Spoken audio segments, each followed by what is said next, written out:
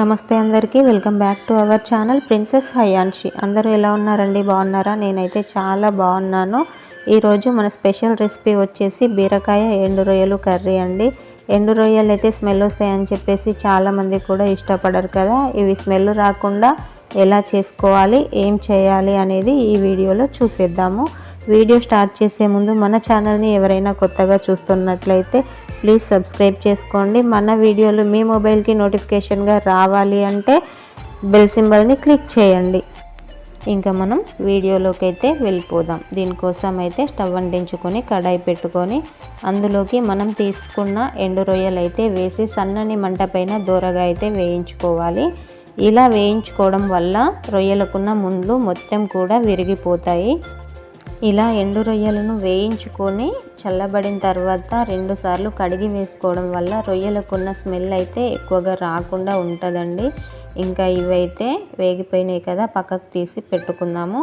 ఇంకా కర్రీ కోసం అయితే కడాయి పెట్టుకొని ఆయిల్ వేసుకొని అందులోకి కొద్దిగా జీలకర్ర, మనం ముందుగానే కట్ చేసి పెట్టుకున్న మీడియం సైజ్ ఆనియన్ అయితే ఇందులో వేసుకొని కొద్దిగా కలుపుకోవాలి.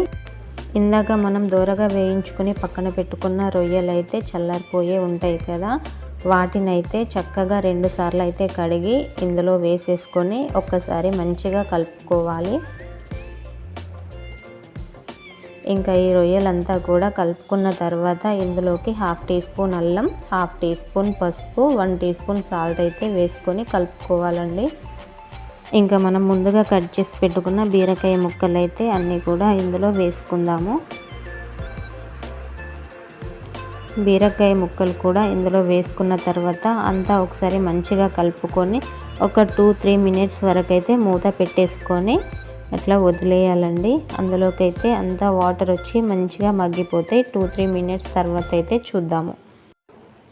ఇంకా ఇప్పుడు చూసేద్దాము. చూడండి, ఇందులోకైతే కొంచెం కొంచెంగా వాటర్ వచ్చి బీరకాయలతో పాటు రొయ్యలు కూడా మంచిగా ఉడికిపోతున్నాయి కదా. ఈ టైంలో అయితే 2 టీ స్పూన్స్ కారం అయితే వేసుకుంటున్నా నేను.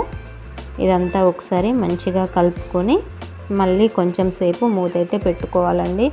ఇందాక మూత పెట్టినప్పుడైతే వాటర్ వచ్చినాయి కదా, ఇప్పుడు మూత పెట్టినప్పుడైతే వాటర్ అంతా పోయి ఆయిల్ అయితే పైనకు వస్తుంది. ఇంకా దీనిపైన మూత పెట్టేసుకొని ఒక 2 మినిట్స్ తర్వాత అయితే చూద్దాము. చూసారు కదా, వాటర్ అంతా కూడా పోయి ఆయిల్ అయితే పైనకు వచ్చేసింది. ఏ కర్రీ అయినా కూడా ఆయిల్ పైనకు వచ్చేసింది అంటే కర్రీ కంప్లీట్ అయిపోయినట్లే. ఇప్పుడు బీరకాయ ఎండు రొయ్యల కర్రీ కూడా కంప్లీట్ అయిపోయిందండి. ఇంకా సర్వింగ్ బౌల్లోకి తీసేసుకుందాము.